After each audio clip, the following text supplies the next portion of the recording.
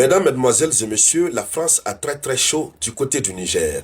C'est très chaud sur la France et parce que le Niger dispose désormais d'une preuve irréfutable contre la France. Une preuve de l'implication de la France dans ce qui s'est passé à l'aéroport de Niamey avant-hier, aux environs de 0 heure, 1 heure du matin.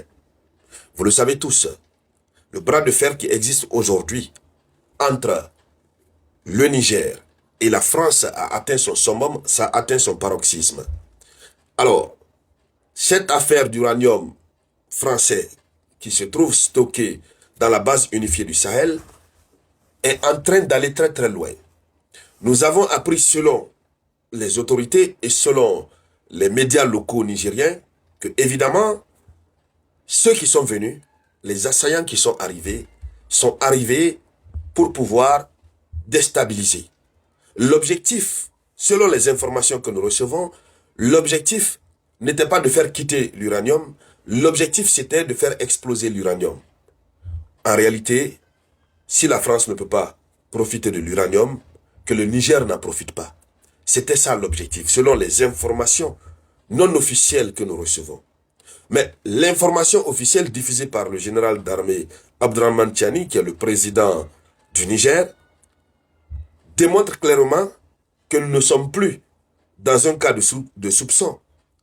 Nous sommes dans une accusation directe et frontale de la France avec preuve à l'appui.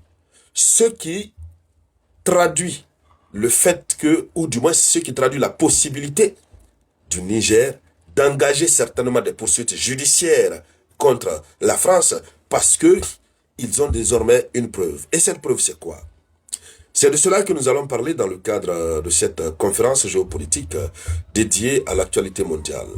Mais avant de continuer, dames et messieurs, merci de partager la conférence au maximum. Nous parlons de l'Afrique des souverainetés. Partagez la conférence dans tous les groupes possibles. Mettez beaucoup de likes pour sécuriser la conférence. Et puis abonnez-vous à cette page Le Samouraï.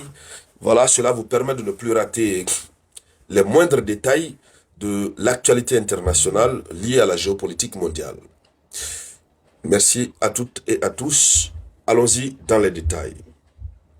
Il faut rappeler que la tentative armée contre cette infrastructure stratégique, deux infrastructures stratégiques, la base unifiée et l'aéroport. Comme on le disait, l'objectif c'était de faire exploser l'uranium. Sinon, qu'on observe très bien, comment est-ce qu'ils peuvent venir en ville? Ils sont venus pour faire quoi concrètement?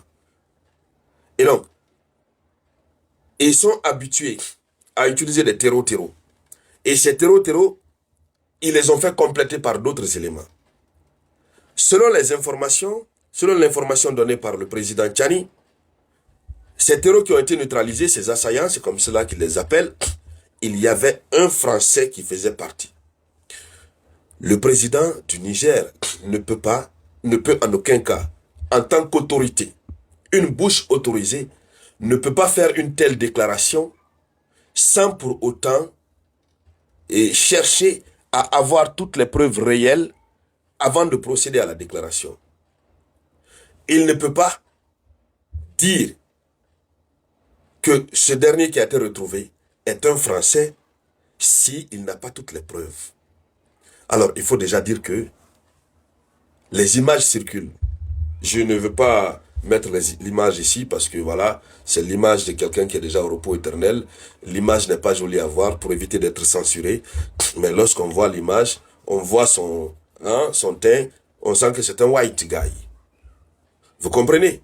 Et quand Abdrahman Tchani dit que c'est un Français, là, c'est que c'est terminé. Et donc, en termes clairs, un Français est impliqué. Ça veut dire qu'ils ont trouvé sur lui, sûrement un passeport, en tout cas des documents qui permettent de savoir que effectivement c'est un Français. Alors, à partir de là, la donne change carrément. À partir de là, la donne change. Et donc, il faut dire que c'est une découverte clé. Un ressortissant français parmi les assaillants. Le général Tchani fait une identification formelle d'un citoyen français parmi les individus qui ont été envoyés au repos éternel. Alors, ce n'est plus une accusation verbale, il faut qu'on soit très clair. Mais c'est un fait matériel vérifiable. C'est un fait matériel vérifiable qui met donc la France dans une position très délicate. Ça résume tout ce que le Niger et le Sahel ont toujours dit concernant la France. Lorsque les autorités du Sahel disent toujours que non, la France est impliquée, tout ce qui se passe, les terreaux qui sont là, ils sont nourris, habillés et financés par la France, c'est le résumé. Les autorités du Niger ont désormais une preuve irréfutable. Et donc, ils feront d'ailleurs en sorte de garder ce corps, oui, tranquillement, pour permettre de l'identifier de plus. Alors, ça change la donne, je vous le dis carrément. Et le narratif change complètement.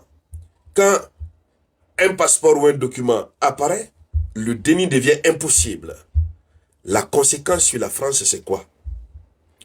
La France est désormais sous pression judiciaire et politique à la fois. Parce que l'image que les gens avaient de la France, l'image change. Désormais, le Niger a la preuve que la France est impliquée. Alors, on va voir les arguments de la France. Peut-être la France va dire non, bon, écoutez, même si c'est un Français, mais ce n'est pas nous qui l'avons envoyé. Nous connaissons ce narratif, nous connaissons cette rhétorique. Non, même si c'est un Français, ce n'est pas nous qui l'avons envoyé. Chaque citoyen est libre de s'engager dans n'importe quelle opération, etc., etc. Oui, cet argument peut sortir. Mais le Niger peut désormais saisir la justice nationale ou internationale pour mercenariat, implication directe, réseaux transnationaux hostiles à l'État nigérien. Donc, la preuve humaine, l'identité est le socle de toute procédure. Le droit commence là où la preuve existe. Et donc, c'est ce qui met le Niger dans une position de force. Dans une position de force. Du moment où les autorités du Niger ont la possibilité de prouver que c'est un citoyen français impliqué dans cette affaire, c'est que c'est gâté sur la France. Alors, Paris est face à un dossier explosif. La France ne peut plus balayer l'affaire d'un revers de main. Ça va être difficile. Toute tentative de minimisation sera perçue comme un aveu de gêne. Ça, c'est très clair. Donc, c'est une affaire qui peut durablement affaiblir la position française sur l'échiquier mondial.